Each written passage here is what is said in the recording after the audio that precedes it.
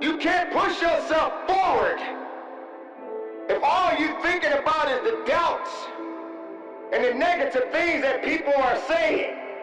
Because you're relying more on their ideas and their dreams of you instead of you relying on your own dreams and ideas of yourself. Why would you want to surround yourself with people that don't have ideas that are great? Why would you want to surround yourself because of a number? You know, a lot of people tend to wonder, oh, how many friends they have and how many people in their corner. Oh, I have 1 million followers. I have tens and thousands and thousands and thousands of people that support me. How many of those people do you actually know? Do you realize the power that you have right now? Even the people that don't like you, they are drawn to you. They see you, but they don't see your greatness.